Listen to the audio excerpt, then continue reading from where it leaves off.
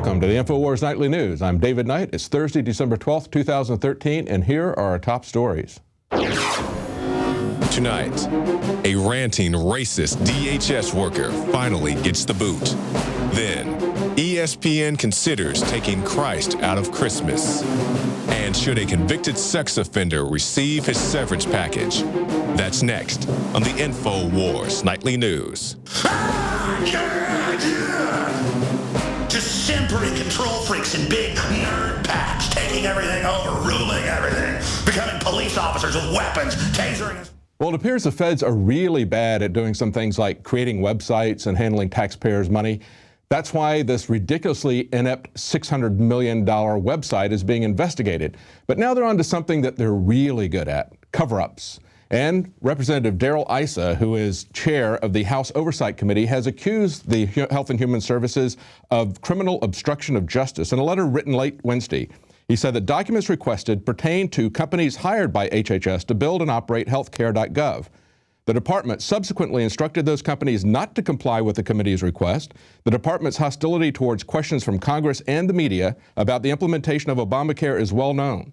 The department's most recent effort to stonewall, however, has morphed from mere obstinacy into criminal obstruction of a congressional investigation. Well, it turns out that the feds are also very good at something else, and that's propaganda.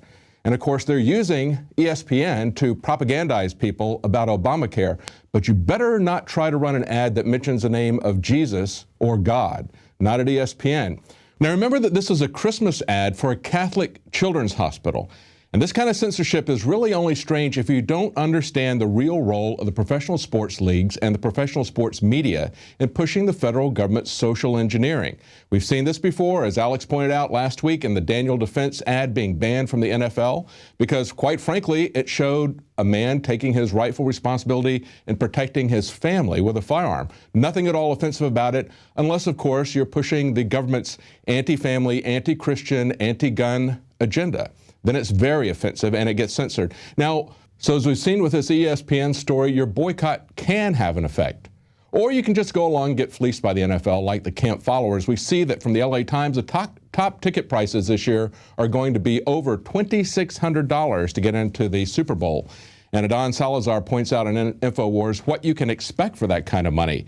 He says the NYPD is going to roll out a police state for the Super Bowl. He says you're going to have fans that'll be under suspicion by armed officers with heavy weapons. They're going to be deploying even gunboats. Heavily visible, they refer to it. Hercules foot patrols. You can get sniffed by their dogs. You can get prohibited from walking to the game. You can also buy a $51 shuttle ticket if you want. And of course, they're going to prohibit you from tailgating, probably prohibit you from carrying any totes. But you know, for $2,600, you can get the full paranoid experience of the police state. And that's what you're going to get at the Super Bowl. Or you can just refuse to support this stuff and boycott this trash. Now, never underestimate how fanatic a sports fan can be. We saw 1 month ago a teacher punching a 12-year-old because he criticized his NFL team. Now, that teacher was fired immediately, but no criminal charges were brought against him for some time. Now we understand that criminal charges are being pursued against him. But look at this story that broke today. This is parents who are stunned that the union is seeking a $10,000 severance for their son who was molested sexually by that teacher. But the union is pushing back on this. The Michigan Education Association is going to arbitration to try to force the West Branch Rose City School District to pay a former teacher convicted of molesting a student a $10,000 severance buyout. Now, he pled guilty to first-degree sexual misconduct. He was arrested and charged with sexual conduct in 2012. And what we see from this is that teachers' unions, like police unions, even though they were brought in to help people, keep them from getting exploited, now what they're doing is they're defending criminals. We see this happening over and over again with the police. We see it now happening with teachers, that even when they behave criminally, even if they are fired, they're still coming back and getting massive pensions, massive compensation for these people who were fired for criminal acts. Now, look at how long it took for this Homeland Security employee to be fired. 4 months. In an article by Paul Joseph Watson, Homeland Security employee who called for mass murder of whites is finally fired. A Homeland Security employee who called for the mass murder of white people has finally been fired over 4 months after it first emerged that he was running a website which advocated a genocidal race war. And it was reported that everybody in the office was afraid of him, and they were worried that he would come in with a gun someday and go postal, you know, that other federal agency besides Homeland. And he had been making $115,000 a year. This is a position that he'd had since 2009. And Paul Joseph Watson points out in his commentary here, he says, it's ironic that while the Department of Homeland Security circulates training guidelines and material that instruct their employees to treat liberty lovers and constitutionalists as terrorists, actual domestic extremists can stay in their jobs with the agency for years while publicly spewing violent racial hatred. And so the question is, do they really not know who this guy is? Are they really that incompetent, or are they okay with it? Take a look at who Barack Obama has just hired. Kurt Nemo points out that Obama has nominated an Israeli bankster as a Federal Reserve vice chair. Yeah, they're playing musical chairs in the kingdom of the banksters. He says, Zambian American Israeli economist Stanley Fischer left Citibank to head up Israel's central bank. So this is a guy who's the former head of the Israeli central bank, also the former, also part of the IMF and a chief economist at the World Bank. And now he's going to be the vice chair at the Federal Reserve. But listen to his comment about this. He says, without the Fed, this is what Stanley Fischer said, without the Fed, we'd have had a much deeper recession. Without the extraordinary things that the Fed has done, the economy would be in much worse shape today, and we need to remember that. Well, let's remember that the Fed, through inflation, has destroyed 99% of the value of the dollar over the last 100 years, most of that happening in just the last few decades. Let's also remember that even though the Fed was brought in to stop the business cycle, we had the Great Depression after the Fed was brought in. Nothing that they did before, during, or after the Great Depression helped that, and nothing that they have done during this economic times has helped us either. Now, speaking of questionable hires, we see somebody at the Mandela funeral that was translating for the funeral in sign language, and we're going to have Leanne McAdoo interview a deaf educator, and we're going to ask him questions like, how did this guy get there? What does it take to be an interpreter, a deaf interpreter at an event like this? So stay tuned. That'll be our interview for today. We'll be right back after this short break.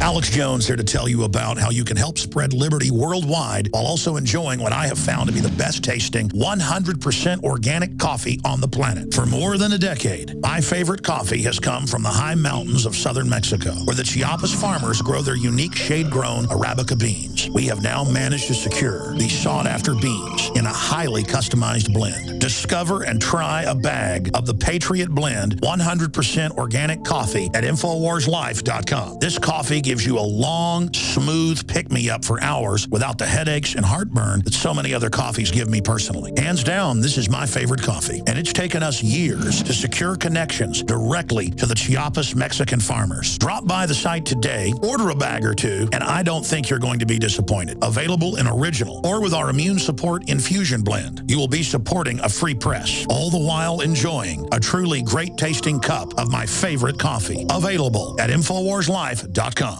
My friends, Alex Jones here to tell you about some of the most important information concerning you and your family's health. Radiation levels have more than doubled in the last 60 years in the Northern Hemisphere from all of the nuclear testing and radiological accidents. Radioactive contamination is now in most of the food supply. There's only two ways to avoid this. Move south of the equator or properly protect your thyroid with nascent iodine. Looking to protect my family, I've done deep research. Nascent iodine is the purest, cleanest, absolute best form of iodine to protect yourself and your family. It's made right here in the USA, completely non-GMO. I searched out the best quality and now have developed a double-strength form of nascent iodine, exclusively available at InfoWarsLife.com. Nascent iodine is on record as one of the only safe ways to detox from fluoride poisoning. Survival Shield Nascent Iodine. Secure your super high-quality nascent iodine today at InfoWarsLife.com. That's InfoWarsLife.com. Well, welcome back. Now, if you believe that there's global warming and that you have to save the Earth from what man is doing, you have to accept a couple of things. Number one, you have to accept that man-made global warming and the production of CO2 is the predominant factor on climate change.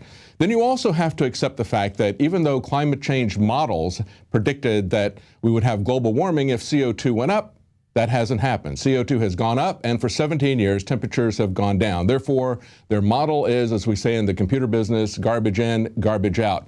Now, Stephen Colbert had a climatologist, David Keith, on his show, and they talked about climate engineering. And this is very interesting because they hit on chemtrails, and they also hit on the fact that this is something that has been talked about for quite some time by scientists. The worst way to make decisions about this would be if we all agree that we won't talk about it in polite society, we suppress it, which is basically what had been happening. Maybe it's happening already. You ever look at those planes up there? They have contrails behind them.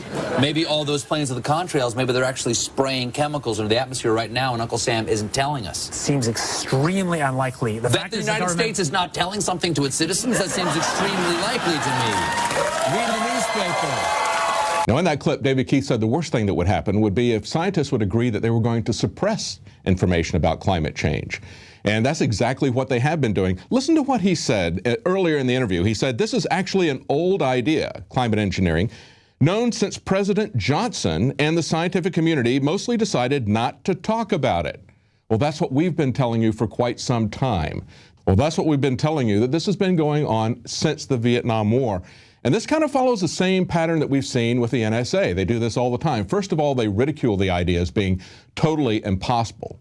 Then they come in with step two and they say, well, technically it's feasible, but we're not doing it. We would never do it. Then they come in with phase three, which says, yeah, we've been doing it all along and there's nothing you can do about it. And of course, it's for your safety anyway. So that's what we kind of see rolling out here. It's an amazing interview. Take a look at it. Go to Infowars.com, read the article, and watch the full clip. Very interesting. And another story from Infowars.com and Washington Blog is the American Dream dead? American Dream RIP. As Bloomberg reports, the American people know what's going on. The widening gap between rich and poor is eroding faith in the American dream by almost 2 to 1, 64% to 33%. Most Americans say they no longer have an equal chance to get ahead. And this is the interesting thing. This is not just amongst the poor. Those making less than $50,000 a year by 73% to 24% margin say the economy is unfair, but even 60% of those whose annual income is $100,000 or more feel that way. What we see increasingly is that the middle class is being pitted against the poor, but they understand now, they're starting to understand that actually it's a transfer of wealth, not from the middle class to the poor, but from both the middle class and the poor to the 1%. We see that increasingly. It was back in the Depression that we were promised prosperity as a sign of a chicken in every pot. But we've seen a lot of things happening to the quality of our food as big agribusiness comes in. We've seen that we have, first of all, Tyson Chicken back in the Clinton days was able to get the FDA to redefine what frozen and fresh chicken was. And now we see that something is up with China, and John Bound has a report on that. It's what's for dinner. An estimated $70 billion per year is spent by poultry feasting consumers in the United States. In August of this year, Obama caved into China and the beef industry's demands to process our homegrown chickens in China. That's right. Our chickens will be shipped to China to be processed and then sent right back to us to consume. U.S. Senator Chuck Schumer paraphrased a USDA report indicating that China will likely be allowed to directly import their own chickens into this country. So you'll be glad to know there are new food labeling regulations, and I think you'll find them very, well, cool. COOL is a U.S. Department of Agriculture program that requires most full-line grocery stores, club and warehouse stores to provide consumers information about where certain foods come from. What about products like this? It lists 3 countries of origin. This means that either the meat used originated in different countries, or the animals were born and raised in one country, say Canada or Mexico, and then slaughtered in the United States. And when that is fully underway, we can expect tens of thousands of U.S. jobs destroyed as they are shipped over to a country that passed off rat meat as lamb. But it's not just chicken. In September of 2013, NBC reported that shareholders of Smithfield Foods approved a plan to sell the world's largest pork producer and processor to a Chinese company. The U.S. already imports 4 billion pounds of food per year from China. Suddenly raising backyard chickens doesn't sound like such a bad idea until they make that illegal too. For Infowars.com, John Bound reporting.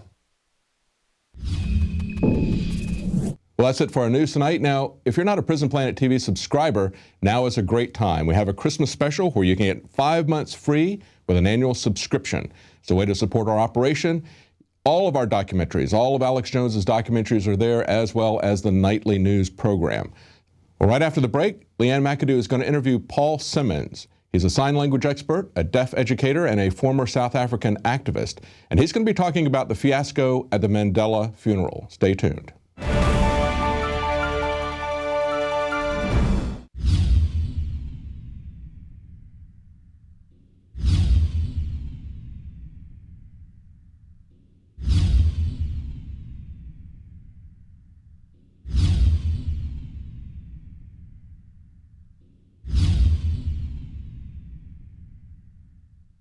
Introducing Pro One. All of your filtration in one system, portable, on the go. No more do you have 2 or 3 filters to just reduce sodium fluoride. You have a system that cuts out the sodium fluoride and up to 95% of hydrofluorosilicic acid. Advanced manufacturing technology combines silver-impregnated white ceramic with new Aquamedics advanced media for removal of fluoride and other heavy metals, all in one filter element. It is the only one that does it, and out of the gates, we have it discounted at 10% off with promo code WATER. This is the only system that in one unit helps reduce or remove pesticides, herbicides, chloramines, ammonia, and chlorine, hydrofluorosilicic acid, the most common form of fluoride not covered by other fluoride filter brands, and sodium hexafluorosilicate. Get your Pro Pure with the new Pro One filter today at InfoWarsStore.com or by calling 888-253-3139.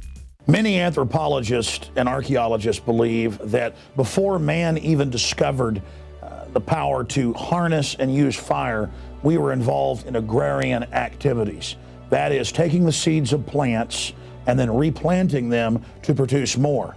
The very foundation of our modern civilization and human culture is centered around the planting and cultivation of edible plants. Here are some of the amazing deals at Infowars Seed Center at InfoWarsShop.com. The Survival Seed Vault by My Patriot Supply features only the finest survival heirloom seeds for a robust and hardy garden, even in the toughest times. We also have starter varieties of the deluxe seed packages for fruit, salad, salsa, peppers, medical herbs, and more. Go to the Infowars Seed Center at InfoWarsShop.com. And remember, the revolution against tyranny is growing. Well, the world watched as South Africa mourned the death of their former president Nelson Mandela on Tuesday. But some deaf viewers were surprised to see when the interpreter that was there was doing nothing more than swatting flies from away from his face. Well, today I'm going to be joined by Paul Simmons. He has a master's degree in deaf education from McDaniel College. He was a deaf activist in South Africa. He also taught for a time at a college there, and he also inspired the deaf community in South Africa as well. And he is here today to give us his take on the misinterpretation during that ceremony. So, Paul, you were tuned in watching the ceremony with the rest of the world. What was going through your mind as you were watching the interpreter?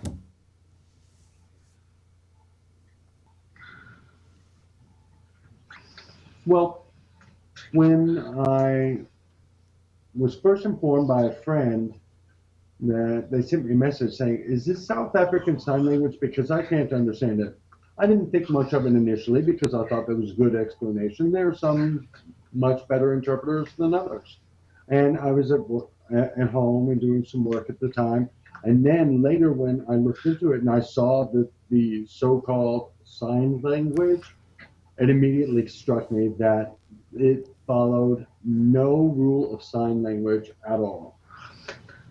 And in fact, I contacted a friend in South Africa, and many of my friends there responded similarly that they couldn't understand it at all. And that was the very beginning of the controversy.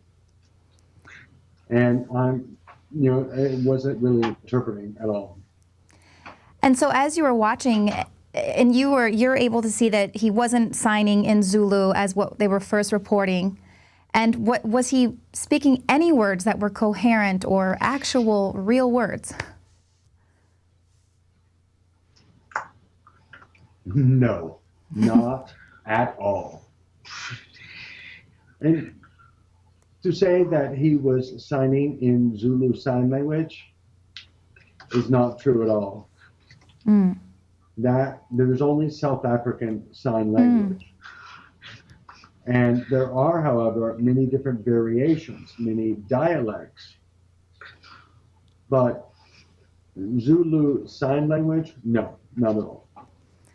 And there was also a female interpreter. Was she using an international sign language? She was definitely, her version of interpretation was much different than his, obviously. The female interpreter that you saw just so happens to be a good friend of mine, and she signed South African Sign Language in her work. And indeed, South African Sign Language is very different than Irish Sign Language or British Sign Language or American Sign Language. Each has its own signs, and there are, however, often grammatical rules that are similar across languages, but the languages are certainly not the same. This is true of any language, any spoken language that we see. There are some similarities to be found between languages, but they're not the same language at all. And so one of the controversies with his signing was that the crowd in the audience clearly booed the president there. So how important is it to make that gesture that the crowd was booing, and why do you think that he kind of withheld that?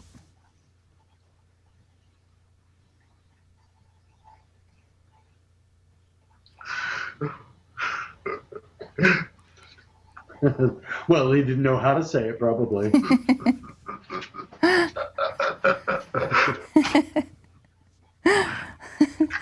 Well, and it may be that the interpreter wasn't sure if the president was being booed or he himself. Well, apparently this man had signed before. He had signed on behalf of the president before as well. So how did he even get in there? Twice.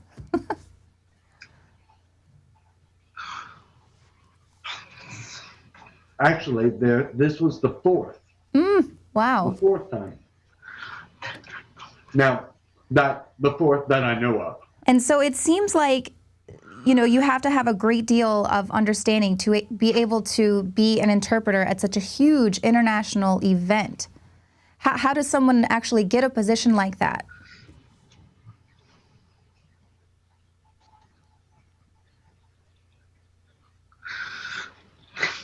Well, this actually brings up a great question, because we have so many outstanding interpreters in South Africa, highly qualified interpreters with wonderful skills.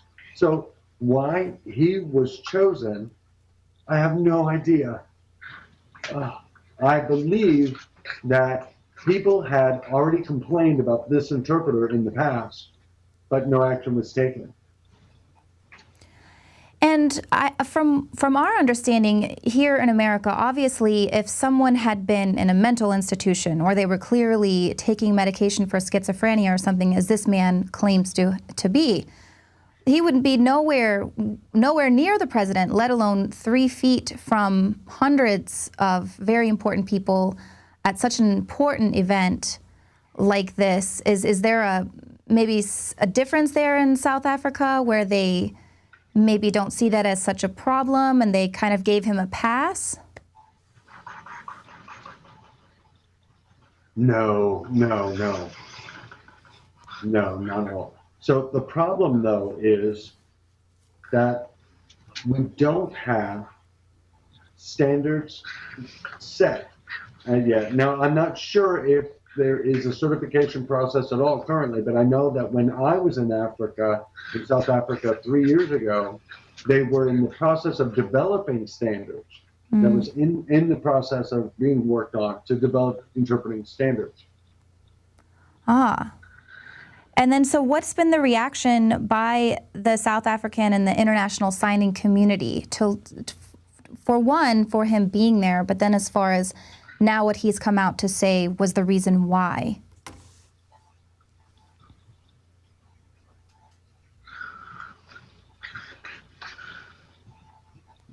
The community is very upset. And I've had an interesting conversation with one of my academic colleagues recently, because we couldn't really agree on whether this should be called language apartheid or communication apartheid.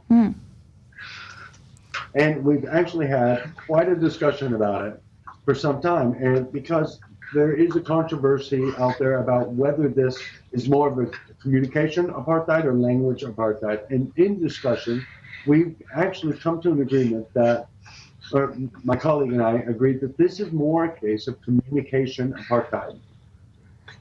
And can you explain that? Sure. I say that because communication apartheid happens when one language is ignored in favor of another.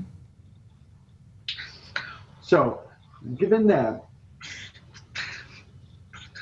interpreters were provided, you could say, but so they can make the claim that they're not ignoring sign language, but that interpreter couldn't sign at all.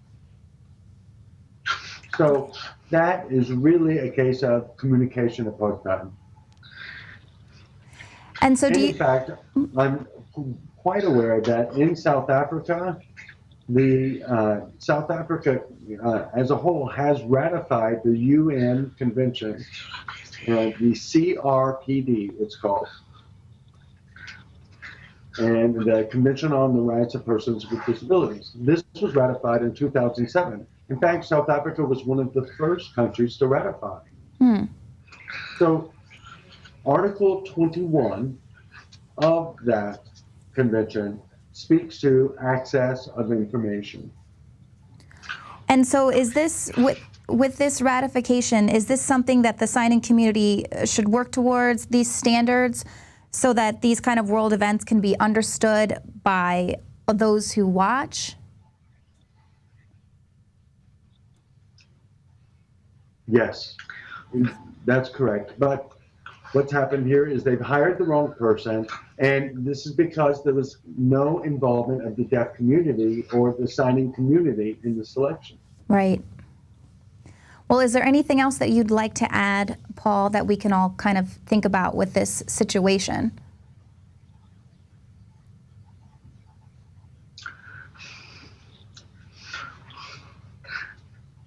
For a very long time, a great deal of time, sign language has been considered a pariah. So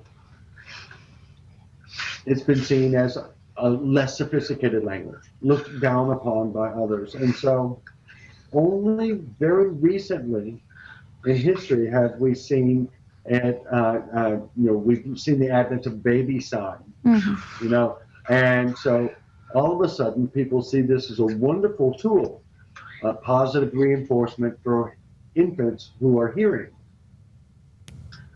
Now, however, we still don't see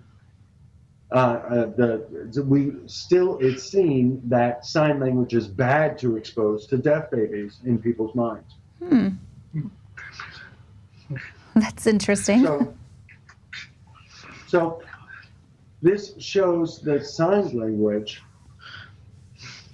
we have seen from research, we know that the use of sign language increases esteem and connection between the infant and parent well before the infant can speak in hearing children. So it's actually much more sophisticated. Yes, so now for deaf infants, however, By and large, they're told no, no, no, no. If deaf infants sign, then they'll ignore speech. They won't speak. And this is, in fact, a huge issue, because by taking away signed language from deaf people raised this way often have greater difficulty with literacy, often have more emotional difficulties, and so forth.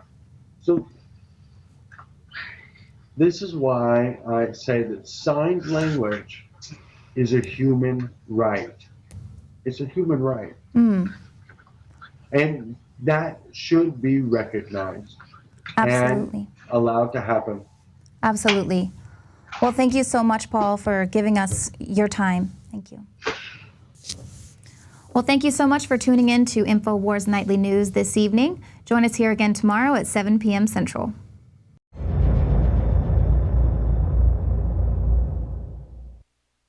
Now you can watch The Alex Jones Show live as it happens at Infowars.com/show. You'll find links to all of our content there and a free 15-day trial for Prison Planet TV. More than 60 movies and documentaries all in one place at Infowars.com/show.